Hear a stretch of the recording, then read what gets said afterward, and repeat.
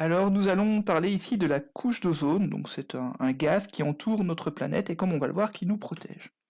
Alors avant de parler de la couche d'ozone, nous allons parler de l'atmosphère. Donc l'atmosphère, c'est les gaz qui nous entourent, qui nous permettent de respirer, et découpée en plusieurs strates. Donc la première strate ici qui est du sol jusqu'à 17 km d'altitude, c'est la troposphère.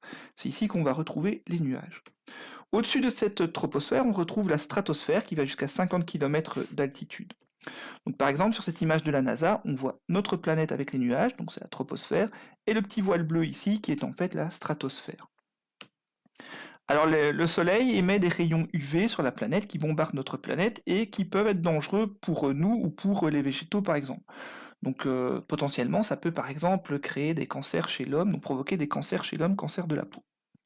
Heureusement, naturellement, il y a un gaz qui se forme dans la stratosphère qu'on appelle la couche d'ozone et qui est un bouclier qui nous protège des rayons UV. Donc grâce à cette couche d'ozone, nous sommes protégés des rayons UV. Donc c'est vraiment un bouclier, c'est quelque chose de bénéfique pour l'homme.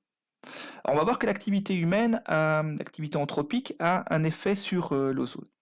Donc si on reprend notre troposphère et la stratosphère, dans notre atmosphère, on a également des molécules de dioxygène, donc l'O2, l'oxygène que nous respirons pour vivre. Et cet O2, lorsqu'il est bombardé par des rayons UV au niveau de la stratosphère, va produire des molécules d'ozone. Donc c'est trois atomes d'oxygène.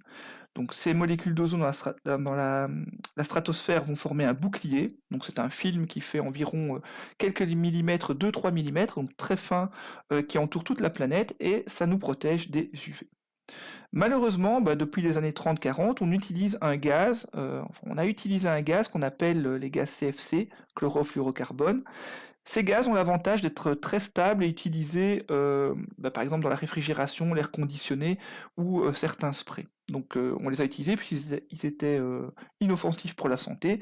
Malheureusement, ils sont très stables et peuvent rester dans la stratosphère 50 ou 100 ans.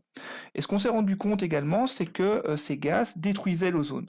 Donc ils détruisent l'ozone et menacent notre protection autour de la planète.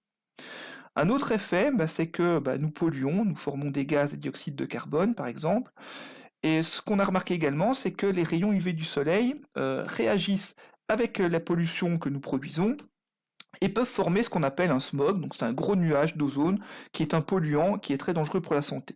Donc ça apparaît souvent lorsque les conditions climatiques sont clémentes, en été par exemple, lorsqu'il y a peu de vent, que les températures sont élevées. Donc on a parfois des alertes en été, on dit attention, mauvaise qualité de l'air, restez chez vous, que les personnes âgées ou les personnes avec des problèmes respiratoires doivent rester enfermées. Donc c'est potentiellement très dangereux, voire mortel pour ces personnes. Donc on voit par exemple le smog ici, une ville avec une météo clémente, et ici le smog